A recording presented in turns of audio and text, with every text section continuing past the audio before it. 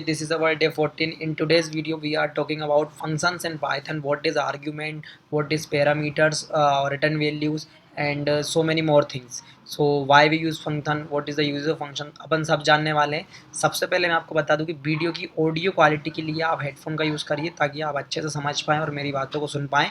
And never stop learning because life never stop teaching. Stop word से मुझे हंसी आ रही है क्योंकि मैंने बीच में कुछ दिनों का गैप ले लिया था because of some my family functions. So मैंने अगेन स्टार्ट कर दिया आप लोगों को टीच करना. आई होप कि you must like it. If you like it, so आज जो इसके बाद की जो स्लाइड है उसमें मैं आपसे एक कोड को क्यूज पूछने वाला हूँ. तो इसका आंसर आप बता सकते हैं. तो which of the following is use to define a block of code in Python language. So इन चारों में से कौन सा करेक्ट ऑप्शन है ये आप मुझे कमेंट करके बताइएगा. देन मैं आपको बताता हूँ कि आज का जो टॉपिक है अपना वो है डिफाइन कैसे करते हैं फंक्शन को, कॉल कैसे करते हैं फंक्शन को, फंक्शन में पैरामीटर्स आर्ग्यूमेंट क्या होते हैं, रिटर्न वैल्यू क्या होती है. नेक्स्ट स्लाइड में theoretical part most important because when जब मैं आपको थ्योरेटिकल पार्ट पढ़ाता हूँ तो आपको दिमाग में इमेज जनरेट होती है. Imagination is a power. So the biggest power of human is a imagination. तो we will use our this power. So imagination के थ्रू, जैसा मैंने आपको बोला था, इस इमेज के थ्रू अपन जानते हैं कि फंक्शन होता क्या है. Function is a block of code that use for perform a specific task. So ये तो हो गई फंक्शन की डेफिनेशन. अब उसकी जो बॉडी है उसके बारे में पढ़ते हैं. सबसे पहले फंक्शन को अपन डिफाइन करते हैं डेफ कीवर्ड की मदद से, जिस तरह से यहाँ पे दिख रहा है डेफ कीवर्ड. देन उसके बाद फंक्शन का नाम आता है. फंक्शन का नाम कुछ भी हो सकता है, ठीक है. एंड देन फंक्शन के आर्ग्यूमेंट्स जो ब्रैकेट के अंदर हैं वो आर्ग्यूमेंट्स या पैरामीटर्स होते हैं. इनको कुछ भी बोल सकते हैं अपन. इसके बारे में डिफरेंस भी है, डिफरेंस मैं आपको इन अनदर वीडियो में एक्सप्लेन कर दूंगा. देन जो प्रिंट और रिटर्न है ये है मेन लॉजिक कि फंक्शन करने क्या वाला है, ठीक है. अभी आगे जाके अपन कोड करके सिंपल से एग्जांपल भी देखेंगे. कोडिंग ये जो सीरीज़ है इसमें अपन सिर्फ कोड को थोड़ा बहुत ही कर पाते हैं, 10 12 7 8 लाइनों का, बिकॉज अपन को अभी बेसिक मजबूत करना है. जब अपन प्रोजेक्ट्स बनाएंगे तो अपन को और सॉलिड लॉजिक बिल्डिंग हो जाएगा. देन उसके बाद फंक्शन का जो मेन लॉजिक है वो तो आपको बता दिया मैंने, प्रिंट और रिटर्न है. और return function is a statement. और आखिरी में जो कोलन लगाया, कोलन हमेशा लाइन को एंड हो रही है पाइथन को बताता है. सो चलते हैं अपन अपनी IDE की ओर, जिसमें अपन करके देखेंगे कोड की फंक्शन को कैसे यूज़ करते हैं.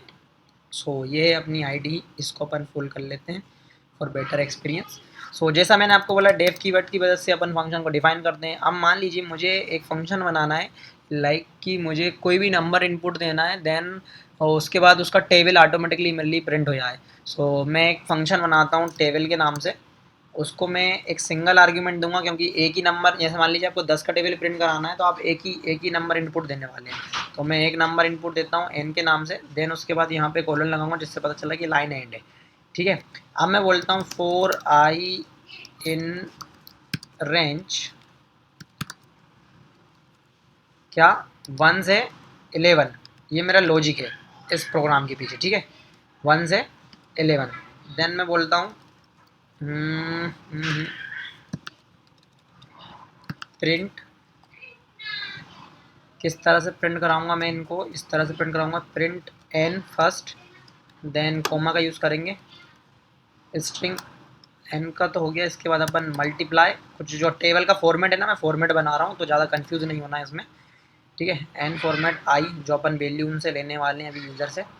देन अगेन कोमा का यूज़ करके मैं एक और स्ट्रिंग देता हूँ जिसमें मैं देता हूँ उसको क्या, इक्वल टू, सॉरी. फिर अगेन मैं कोमा का यूज़ करके एक और इंडेंटेशन दे रहा हूँ, स्पेस दे रहा हूँ कोमा के साथ, ठीक है. एंड देन मैं कर देता हूँ मेरा logic man i into n into I. So ज़्यादा कन्फ्यूज़ नहीं होना है, ये आपका पहला फंक्शन है. आई होप कि आपको समझ में आ रहा होगा. जो फॉर्मेट है मैंने उसी तरह से, मेरा लॉजिक ये कह रहा है कि एक बार लूप चलेगा i किसकी रेंज में, 1 से स्टार्ट होगा.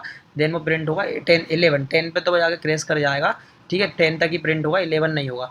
देन मेरा लॉजिक क्या कह रहा है, n प्रिंट करो, जो n की वैल्यू नंबर मिलेगा वो, फिर मल्टीप्लाई होगा i मीन्स लूप, लूप से 1 से लेकर 10 तक जाएगा, ठीक है. देन उस इक्वल टू लगा के उन दोनों का कर दो, प्रिंट कर दो. आप बहुत ही सिंपल चीज़ थी. फंक्शन अपन ने बना दिया, लॉजिक अपन ने बना दिया. अब इसके बाद अपन क्या करने वाले हैं, इसके बाद अपन एक n जो अपना अपन ने लिया है ऊपर, उसको अपन यूज़र से इनपुट लेंगे. इनपुट इंटीजर होना चाहिए, इसलिए इनपुट, तो ये तो अब मैंने आपको कई वीडियो में बता चुका हूँ कि इसको अपन डिफाइन करते हैं, ठीक है. तो मैं यहाँ पे लिखूँगा जस्ट